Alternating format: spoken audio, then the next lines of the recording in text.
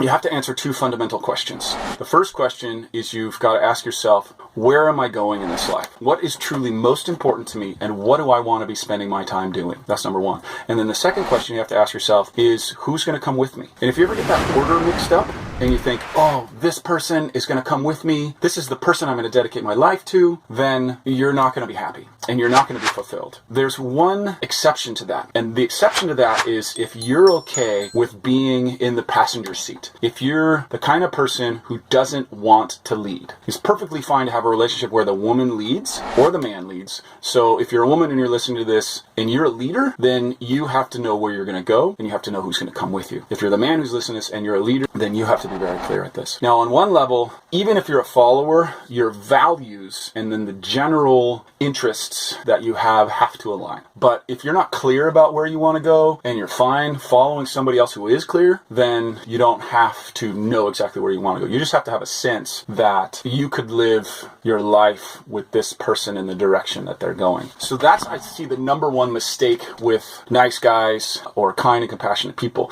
is that we're so busy trying to make sure that we don't harm anyone that we sacrifice our clarity about where we're going to go in life. So that's number one. Know where you're going to go.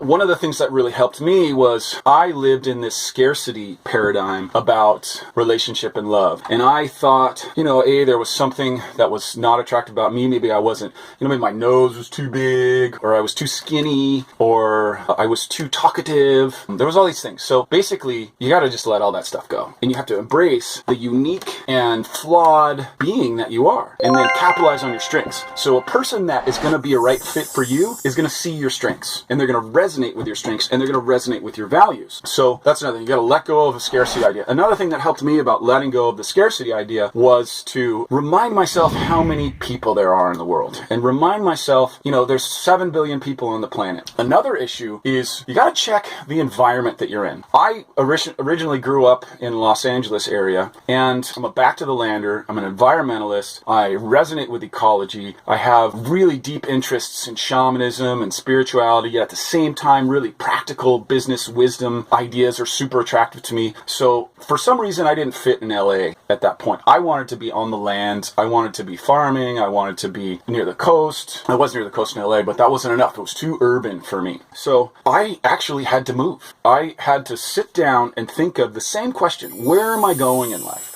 And what's most important to me? And is this place where that's going to happen? For me, I came up with, I wanted a place where I could surf. I wanted a place where I could grow my own food. I wanted a place where the water wasn't piped in from the desert. I wanted a place where there were progressive learning institutions nearby so I could study and teach. And I wanted a place that had sort of a small town community vibe. I didn't like the anonymity of the city. So I had to align those things before I could actually find a relationship. If I found a relationship in LA and that person was completely committed to LA, that would have been me answering those questions in the wrong direction. I wouldn't have been, this is where I'm going and this is who's coming with me. Because if I'm going someplace and all those things are important to me and I pick somebody who's not aligned with that, it's not going to work out. Either I'm going to be being a martyr and sacrificing my soul power and my energy and my drive and my vision and my creativity, or they are. So you got to find someone who's aligned with your sort of general values and general idea of where your life is going to go. So the next point that was critical, especially for a kind and compassionate person, is that we tend to open our heart first and then try to work it out later. So I realized I was putting my heart out first and then seeing if it came back. That is death for a compassionate, kind person. You must develop the capacity, like the yogi, to hold your energy in your body, or like a Buddhist, to clean the reactiveness out of your system. And then you can, at the end of that, you can send out compassionate love to whoever you want. But if you're really kind and compassionate and you tend to wear your emotions outside, you're going to get hurt a lot. So the key distinction for me was I realized that I needed